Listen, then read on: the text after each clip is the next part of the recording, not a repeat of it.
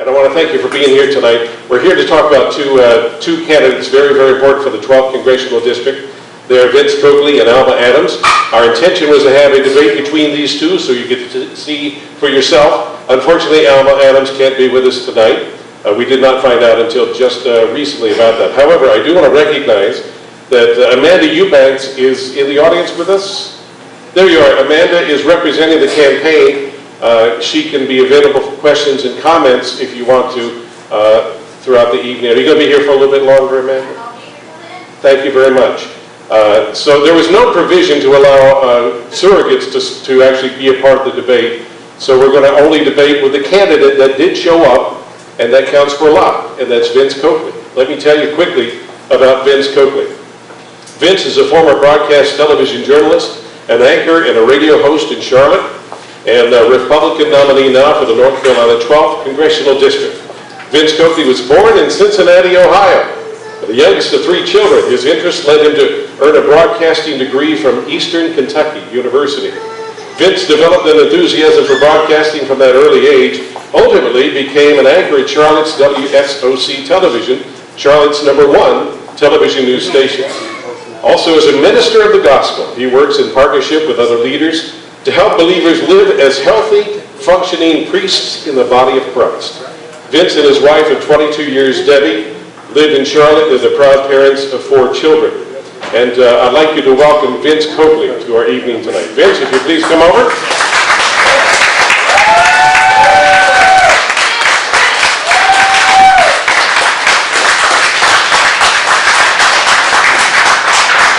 And we're going to modify this evening a little bit. Vince, I'm going to have you stand here at the podium the whole time. We'll have some questions for you that I'll announce from the back of the audience.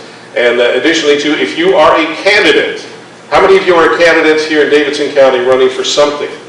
Please raise your hand real high. We're going to have a time for you shortly after Vince's presentation. You're also, each of you is invited, courtesy of Major Dave in the back, to make a short YouTube video on behalf of your campaign and your candidacy. So you can post it and get it out there, very important. We'd like to begin the evening with Vince Coakley. And Vince, if you'll take 2 minutes as an opening introduction and opening remarks for you. Thank you. How's everybody doing this evening? Great. It's a real honor and privilege to be here. I want to explain just at the outset why I'm here, why I'm running for Congress. As you know, my history is in broadcasting, and to be honest with you, I've spent a good bit of time watching and being frustrated about what I've been observing going on with our world and going on with our country. And for a while, I was content, as it relates to broadcasting, to vent those frustrations and try to encourage people, try to empower them through the means of broadcast with radio as a talk show host. But it was last year that I really strongly felt a sense of calling, as I've repeatedly talked about. One of the big themes on my radio program has been about the lack of leadership. And last year, I just started to sense a stirring in my heart that you need to be that person to step up to the plate. You need to be that person who is actually going to run. And that's why I have done that. I want to just lay out to you why I'm running for Congress, the things that I am looking to do in Washington, and I think perhaps just as important, maybe even more important, what I want to do right here, back here at home in communities like this. First and foremost, the big concern is the economy and jobs. That's number one. How many of you believe the economy is going well? Anybody agree the economy is going well? Things are going in an opposite direction to where they need to go. We've seen very anemic job growth. I'm on the phone with business people every day, and I talk with them every day in person. And the thing I hear from them over and over again is the same. We are being strangled by regulations out of Washington, D.C. And those regulations need to be put to a stop. If we want to see job creation, what we have to do is to put an end to these regulatory agencies that are able to essentially pass law without Congress. The EPA, I don't care what the agency is, they should not be able to write legislation. Only Congress should be able to make laws. If If we want to, going forward, create an atmosphere that's going to be job friendly, job creation friendly, for a strong economic atmosphere, what we have to do is emasculate these agencies and make sure they are not able to continue to cripple our economy. That's job one, is to work on this area. And I believe if we do this, we can see the kind of recovery like we experienced back in the 80s after the Carter administration. How many of you remember that? How many of you remember how bad it was economically under the Carter administration? How many of you remember the roaring economy that came about in the 1980s and it carried into the 1990s? That's how strong that economy was. We see no such thing now. I want to talk briefly about back here at home. I want to bring transformative leadership to North Carolina's 12th District, and I'll briefly tell you what that is. You heard, as a minister of the gospel, I have a concern about the future of the country. See, government is not the foundation of society. The individual and the family are the foundations of society. How many of you agree with that? If we're going to recover this country, we have to restore our families. We cannot continue to see the systematic destruction of the family and expect the federal government to pick up the pieces. It will not happen. It's fantasy.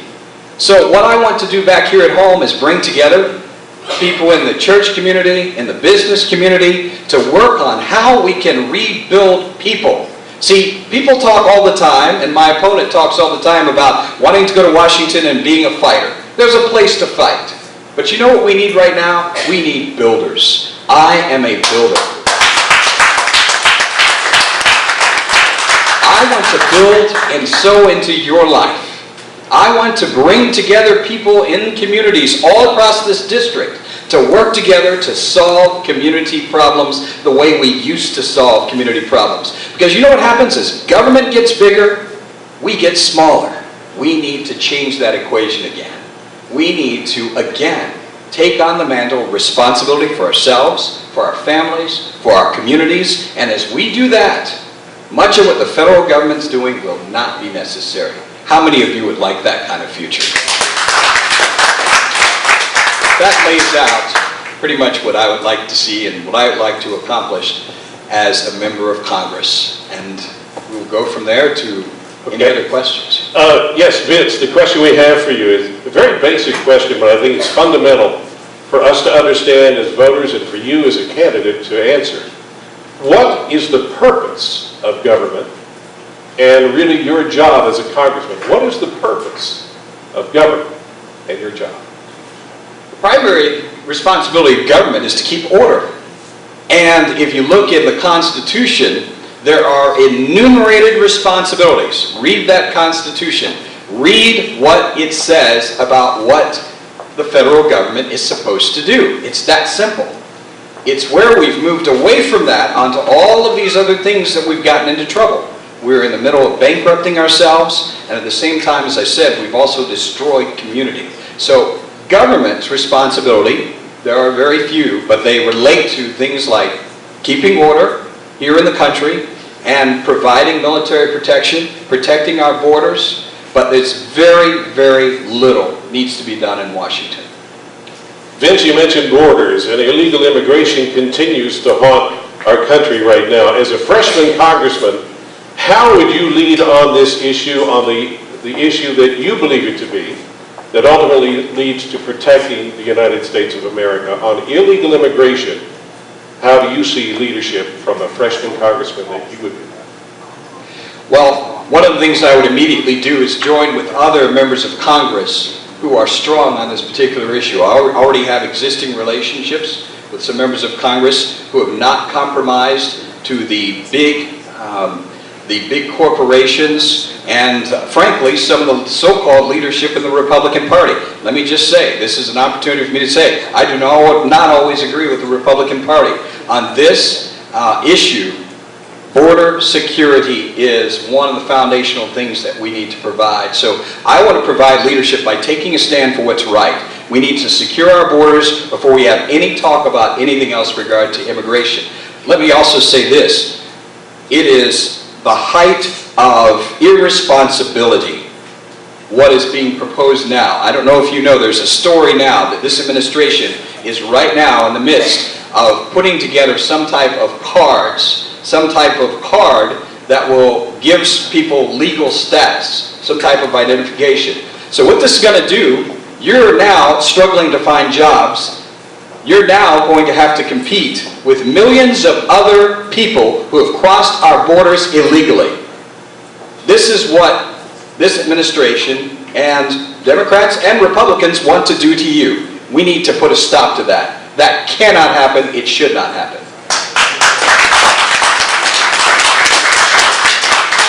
Vince, you said you are not afraid to break ranks with the Republican Party, that sometimes you will disagree with leadership. On that point, where is your barometer for Speaker of the House? Do you support John Boehner? Do you support somebody else in that critical position? Assuming, of course, we hold on to the majority in the House. To be honest with you, I would like to see new leadership. We need new leadership. One of the things I believe in, Ronald Reagan said it years ago, bold colors, not pastels. How many of you are sick and tired of pastel Republicans? How many of you? I'm done with it. Let me just tell you a personal story. This year, my parents, lifelong Republicans, they listen to my radio show every day. And I've heard from my parents over and over again, especially my dad, oh yeah, the Republican Party, that's the party of big business.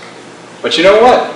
My dad's been listening to my radio show for the past few years. My mother called me back in January, and she called to say, we changed our registration. You know why? My parents believe in the Republican Party that I believe in, the values of the Republican Party. My parents do not believe in crony capitalism. They do not believe in big government republicanism. So I hope this gives you some context. We need leadership that's going to take us there, not leadership that's going to buckle, not leadership that's going to be a Me Too party. We need leadership that's going to very clearly delineate who we are as a people. And that, unfortunately, I don't see that happening. Vince, in recent days, we've seen a federal judge, Judge Cogburn in the Western District of the state of North Carolina, undermine the marriage amendment with his ruling, really discounting the will of over 60% of the people of North Carolina. What is your view of the issue of the marriage amendment? And should there be a federal constitutional amendment to define marriage as between one man and one woman? I think one of the saddest things that's going on with the country right now is the moral decline of the country. And we're rapidly getting to the point, and I would put it this way, we're going to have a constitutional amendment to declare that 1 + 1 = 2. This is where we're going, morally. This is not rocket science, folks. Marriage is between a man and a woman, and no judge can change that. Now, one thing I would suggest to you, I would suggest that if there is a process and if the vote had gone a different way, that would be one thing. This also, we not only have a moral problem, we have a constitutional problem. I don't believe a judge should be able to write law. A judge, a single judge, should not be able to dismiss the will of the American people.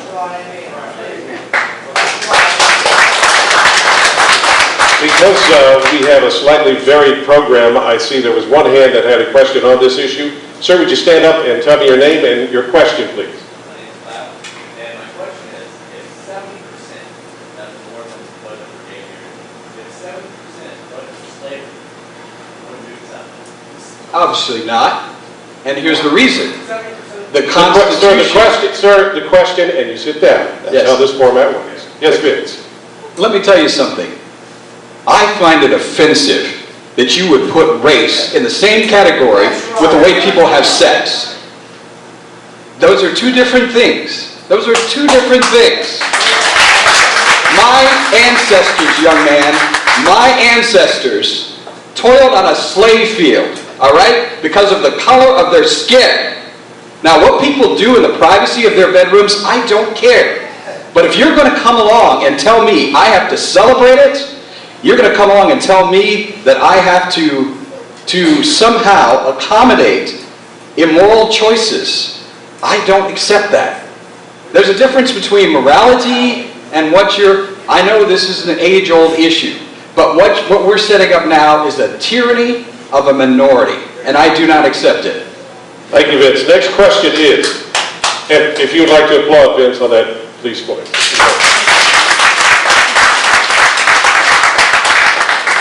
As you see it, Vince, what is the biggest military threat facing the United States of America, and what are you prepared to do about that threat as a voting member of Congress?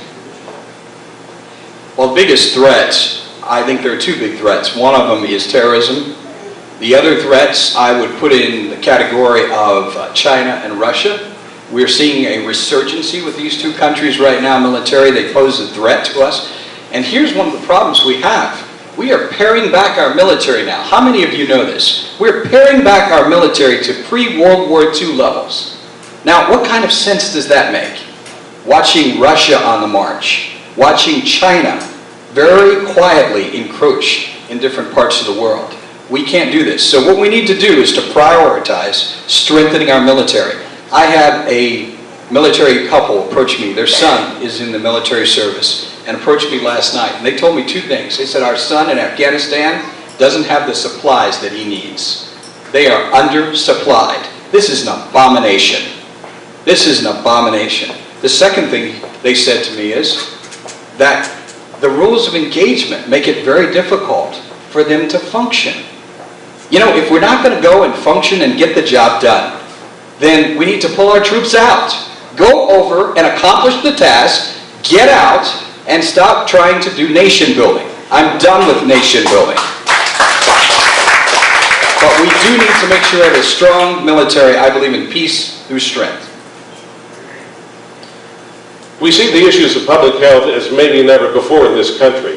What do you think needs to happen regarding right now the Ebola discussion and or other communicable diseases which may be traceable to the influx of illegals from the border? This is a health issue that affects potentially every American. What is your view of it, and how would you provide leadership on this? Well, this goes back to the immigration issue. We absolutely need to secure our border. I don't know if you've seen the video of people just being able to walk right across the border. This is one of the primary responsibilities of the government, and they're not fulfilling that task. The other thing is, and there have been calls for this, we need to make changes in terms of the people who are allowed to come to the country from certain parts of Africa where they are experiencing the outbreak of Ebola. What we need to do, anyone coming over into first off, we need to, I think there need to be restrictions on travel from those areas. This is a no-brainer. We should have done this some time ago. And in the absolute worst case scenario, people are coming from that area. They should be in quarantine for some period of time as a precaution. We can't take a risk with this. We cannot play around with it. In a recent survey, more than 64% of respondents, all Americans, believe that America is, quote, out of control, end quote. Do you concur with that assessment? And what would you do to bring it back into control? Not just the control, but also the perception of public office. We are out of control, and part of the reason is, this is a twofold thing, and I hope you bear with me and understand I'm not insulting us as a people. First off, we've lost ourselves. We've lost ourselves. And what's happened is we are being ruled essentially by fools. I want to tell you something, and I'm just saying this in all honesty. I would trust in this community, randomly, grabbing 435 people and pulling them out of the community and have them make decisions. I would trust them over many of the people in Washington, D.C. right now. Honestly. But the problem is, because of our lack of engagement, we have allowed this to happen. This is what comes back on us. This government was set up by who? We, the people, right? But it's become about they, the government. And that's our fault. We've allowed that to happen. But what I'm saying to you tonight, I'm going to Washington because I want to bring it back. It belongs to you. It belongs to every single one of you. That's where it belongs. I want to empower people, not government. There's a difference. One of the great challenges we hear from Republicans, both running for office and those that are in office, is the fact that the media tends to ignore them, or if there's something that goes wrong, it gets all the attention. Tell me what your solution is to getting a consistent and identifiable Republican message out, which seems to be missing in nearly every race in the country. Boy, this is a dangerous question. I played a commentary. I do a radio show, and I have a commentary from Neil Cavuto on Fox News Channel. And he made reference to an election that took place in Australia about a year ago. And at the end of this, he said, maybe as Republicans we need to recover our souls. And he was absolutely, positively right. The problem is, and this is the problem with the whole political system, Democrat and Republican, too many times it's about control, it's about money. Isn't that the truth? Did you see, and I'm not making any comments about any candidates here, I think it's an abomination that we could very well spend $100 million on this Senate race. How many of you are excited about that? Why is this happening? I will tell you, if we were an informed electorate, much more informed electorate, these money issues wouldn't be issues at all. Because the commercials only work, much of the time, they work on the ignorant. They manipulate our fears. This is what our system has come to. Scaring people every 2 years, every 4 years. I'm not about scaring people. I'm about empowering people. And there's a difference. That's what leadership is. Leadership. And so how do you recover that? You first have to find out who you are.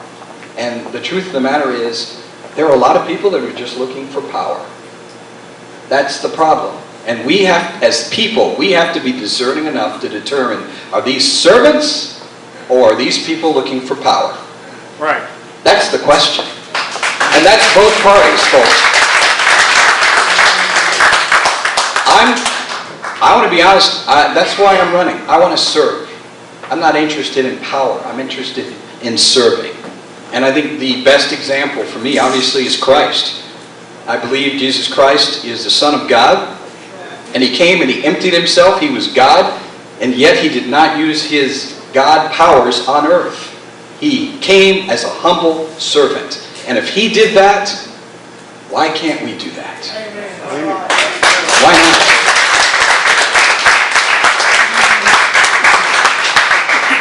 Vince, the 12th Congressional District is an unusual district.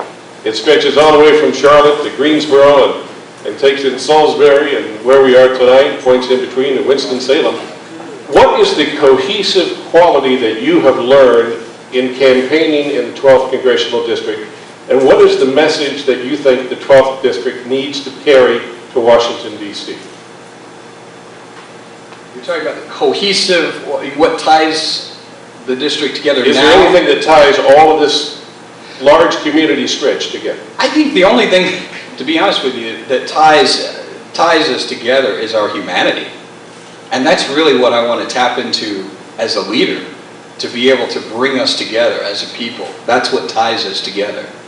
And so I think that's what has to be focused on, not identities, not political labels, not male, female, not sexual orientation, but our identity as human beings. How many of you are tired of having people turned against each other? And I so appreciated what Heather Grant shared earlier. Wasn't that wonderful, what she had to say?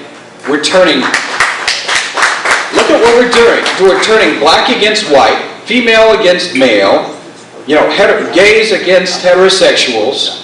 I'm tired of that. And it's time, and this is what, it's a divide and conquer strategy. I'm not interested in that. I want to bring people together. And it doesn't matter who you are.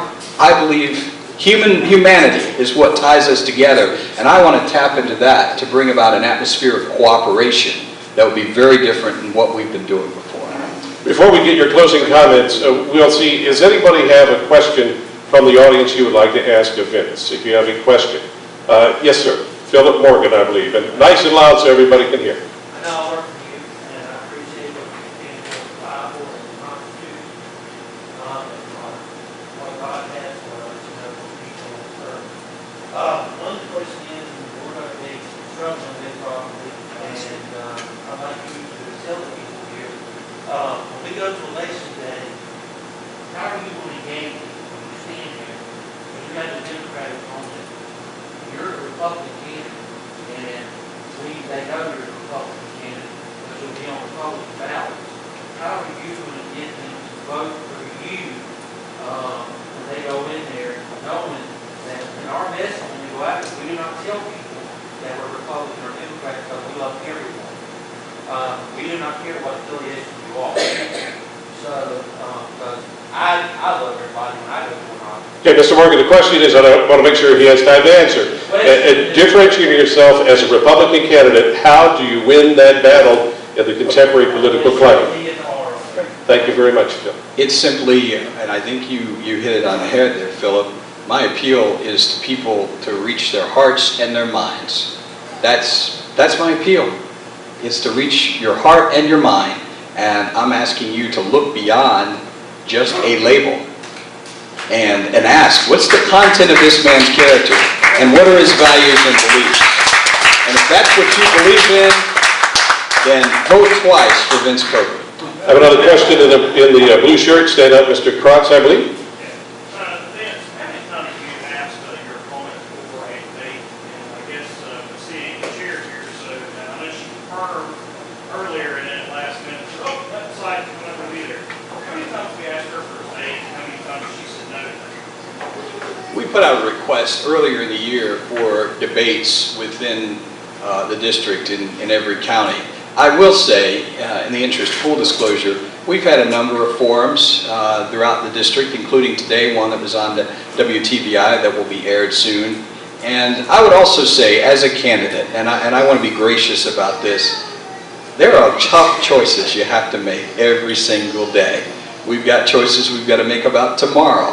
I can't be two places at once. And so I just want to assume the best, that there are just circumstances that just don't work out sometimes, and sometimes you're going to disappoint somebody, and I understand that.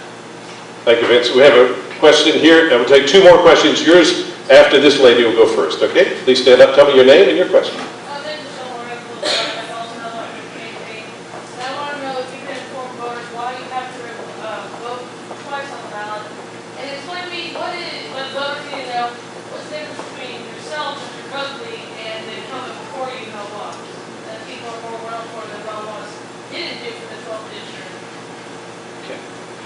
The first thing, obviously we have two elections coming up. There's a special election to fill out the rest of Mel Watt's term, and that starts as soon as the election results are certified. The other election is for the term that starts at the beginning of the new year. So that's why you have to vote twice. That's the reason for that. In terms of distinguishing myself from my predecessor, I would say that we have a diametrically different position on government.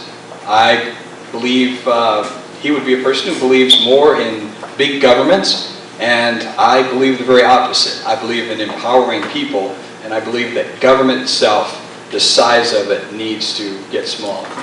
We have time for one more question, sir. If you'll stand up, tell us your name and your question, please.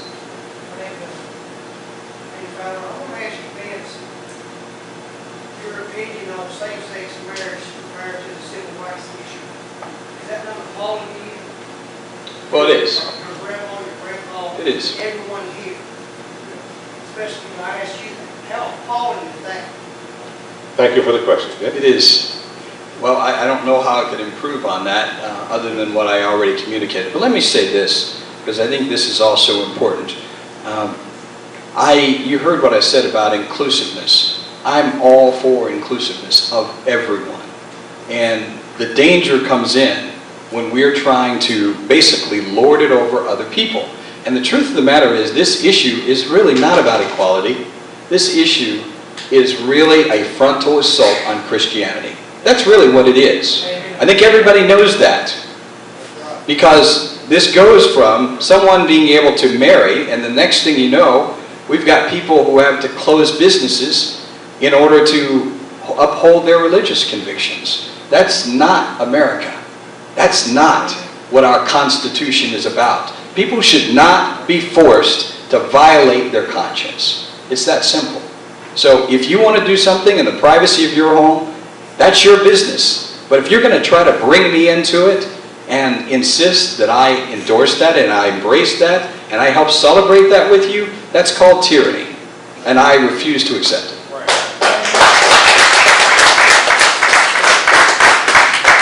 Vince, we're going to ask you for 2-minute closing comments, but before we do that, if you are a candidate running for office locally, raise your hand.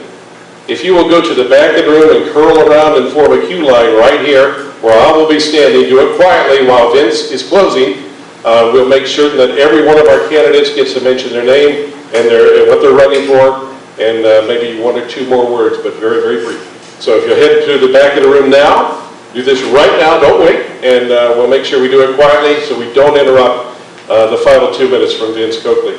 I want to thank you for the questions tonight. They've been very insightful and I think very illuminating questions, and giving us insights to our candidate as well, Vince Coakley. And again, I want to recognize Amanda. If you have questions for Alma's campaign, she's not here tonight, but she did send a surrogate, and we are thankful for that. So Vince, if you'll give us 2 minutes to close, and we thank you for being here. Thank you very much. I so appreciate the opportunity this evening. I, like you, am really concerned about the future of the country. As was explained, I am married, I have 4 children. I'm concerned about their future. You see, that Constitution starts off not just referencing us, but talking about a very important word. It's our posterity. That's looking ahead to the future, thinking generationally. And that's one of the reasons I'm running. It's time that we stop focusing on the here and now alone and begin building foundations for the future. As I said, I'm running to focus on 2 things. In Washington, the economy and jobs. We need to change the equation. We need to take the shackles off of our small business owners to allow them to be able to do what they do best, which is have strong, healthy businesses that will create 21st century jobs. Most new jobs are created by small businesses. Back here at home, we need leadership that's going to bring us together, allow us to be able to connect and cooperate and collaborate and do things as a community that we used to do before. I tell people all the time, because my parents have told me these stories about people in the community who have problems. Their house might burn down or something like that. You know, in the past, it wasn't a government program. In the past, neighbors came together and decided, let's fix our neighbor's home. Let's rebuild it. That's what I want to restore. I want us to work together as a people to begin learning again what community is. Because once we get that going, we will find that all of these alphabet agencies that have been created in Washington, D.C. really aren't necessary. They've come about. And frankly, let me just briefly say this, one of my burdens, I want to see a restoration of the black community and the black family. I want to see that restored. Since Great Society programs, the black family used to be stronger than the white family. It used to be stronger. And now, it's not the same. I want to see a recovery of the black family. And together, we can do all of these things. And that's the reason I, Vince Coakley, am running for Congress in North Carolina's 12th District. And don't forget, on Election Day, if you're in the 12th, you need to vote twice for that regular election, for the special election. God bless you all, and I appreciate your prayers. Yeah.